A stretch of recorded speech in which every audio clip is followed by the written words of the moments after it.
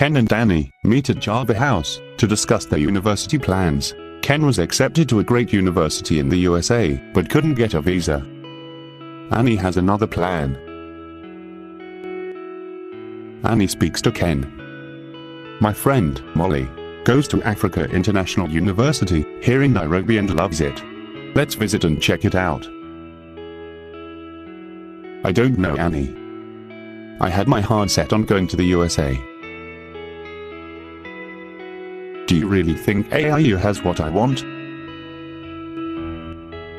There's only one way to find out. Let's get on bus 111 and take a look for ourselves.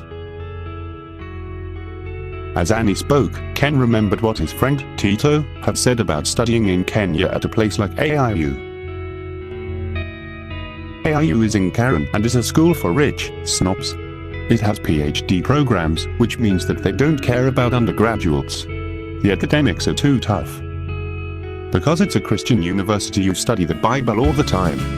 Studying overseas is the only way to get ahead.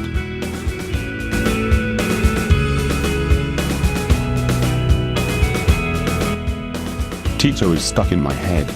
I don't know what to think about AIU, but I guess the best way is to take a look. Let's go. As they arrive at the AIU gate, Molly is waiting for them. After greeting each other, Molly turns to Ken. So, Ken, Annie has told me some of your questions about AIU. Is it too tough? Too expensive? Too spiritual? As good as the West? Do I have it right? Those were my exact questions as well. Let me show you around and we can talk as we walk. Molly gives them the grand tour of the 50-acre campus. They are both stunned by the beauty and impressed by the friendliness of the students. Annie is impressed and comments to her friend. Molly, I thought people here were rich snobs, but they're so friendly. I used to think that too, Molly replies. But when you have students from 15 different countries and every walk of life, it breaks down barriers. Then Molly turns serious. I almost quit after my first year because of the academic rigor and cost. But God provided both friends to help me with my studies and money for my fees. I have grown stronger by being here. As she said this, she heard her Nigerian friend, Arfe, call her name. Arfe, I was just talking about you. Molly turns to Annie and Ken. Arfe is a PhD student who took time to help me with my studies. He saved me. Arfe laughs. I did very little. You had the passion to learn and to integrate your studies with your faith. Annie and Ken ask Arfe why he chose AIU for his PhD when he could have gone overseas. AIU is a place where all of life is looked at from a Christian worldview. All our studies are built upon the foundation that God is on a mission to transform His world. That helps motivate me to learn. Arfe continues. My profs have PhDs from top universities and are published in their fields. And the graduates are known throughout Africa for the difference they are making. One of our grads was named by Time magazine as a global hero for his work with HIV.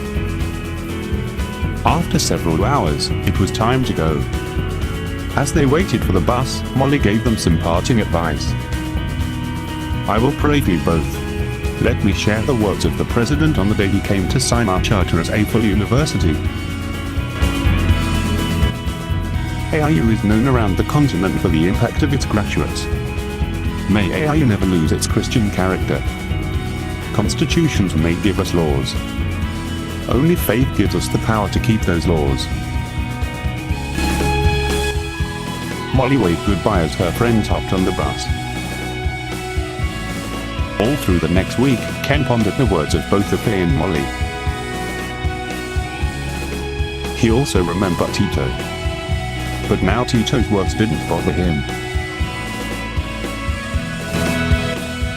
AIU wasn't just for the rich. People from all over Africa and the world went there.